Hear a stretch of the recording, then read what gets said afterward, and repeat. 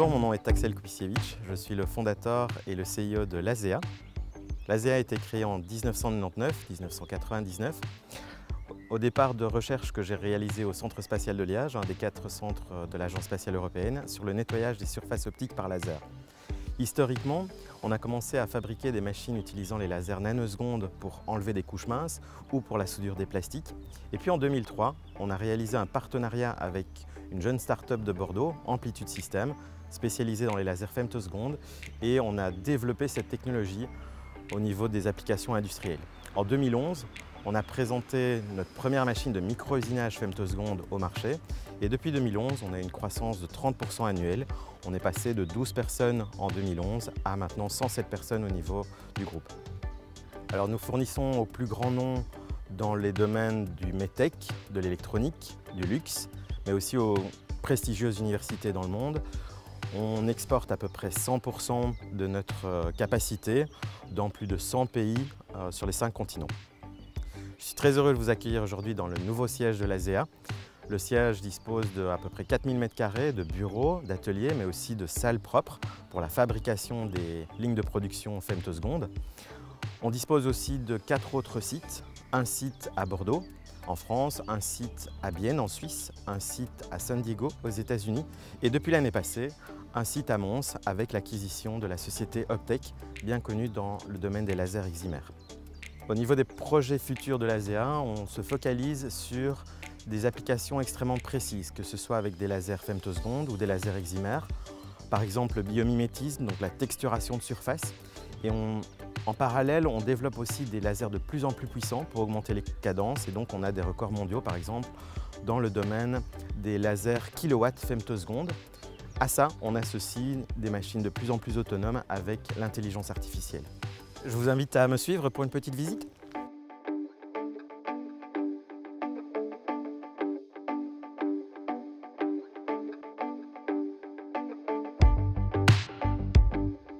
Bonjour, Alain Dutte, responsable du département application en Belgique. J'ai en charge la coordination des experts ici sur le site, mais également dans les 3 autres filiales. Je suis aussi en support technique aux commerciaux pour les étapes de faisabilité pour répondre aux besoins du client. Et je développe également des procédés laser sur machine. Aujourd'hui, je vous présente une pièce qu'on a développée en interne qui reprend toutes les applications qu'on peut retrouver sur une pièce de mouvement horloger, comme la découpe à flanc droit, le perçage, l'anglage. Vous pouvez me suivre.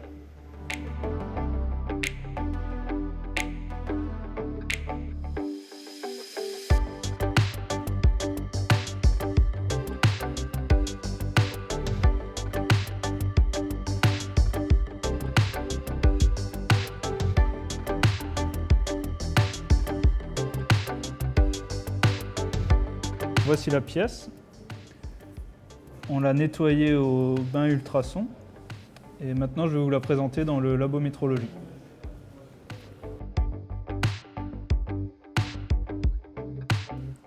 On se trouve ici dans le laboratoire de métrologie et on va analyser la pièce grâce à notre microscope confocal sur lequel on peut analyser des profils, des profondeurs, mais aussi des rugosités.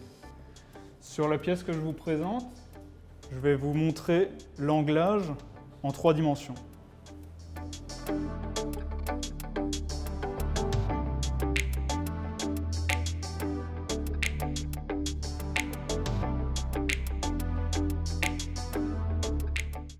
Maintenant, on peut passer à la mesure du profil.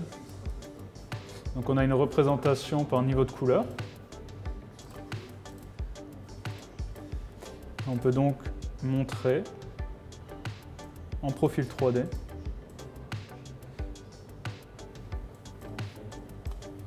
On peut également mesurer alors l'angle de la pièce, qui est de 45 degrés.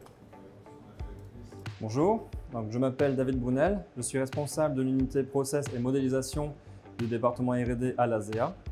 Je vais vous présenter aujourd'hui les résultats du projet européen qui s'appelle Laser for Surf, dans lequel nous avons développé un prototype de machine d'usinage et de texturation laser par LIPS, dans laquelle on s'est focalisé sur différentes applications, en particulier 3 applications principales qui étaient les implants biomédicaux, les batteries pour la texturation de grandes surfaces et des batteries du futur, et également les encodeurs, donc, ce qui est l'application qu'on va vous présenter ici. Donc, vous pouvez me suivre maintenant. Bonjour David. Bonjour, Jérôme Patard, ingénieur R&D à l'ASEA. Donc je travaille sur les différents projets de recherche, notamment sur les développements de nouvelles machines et de nouveaux procédés laser. Donc, je vais vous présenter la machine qui a été développée dans le cadre du projet Laser Forcer. Donc, elle est composée d'un laser femtoseconde qui va émettre des impulsions laser ultra brèves pour ensuite passer dans un module qui va mettre en forme le faisceau et le préparer pour réaliser les usinages des structurations du projet. Ensuite, le faisceau va passer dans un module qui va lui donner les propriétés finales particulières qui vont être nécessaires pour la texturation. Et ensuite, on va aller envoyer le faisceau dans un scanner qui va permettre de réaliser le marquage sur les pièces, sur les échantillons, des texturations LIPS qui sont prévues dans le cadre du projet. Maintenant, je vais vous présenter une démonstration d'une texturation LIPS d'un échantillon d'encodeur.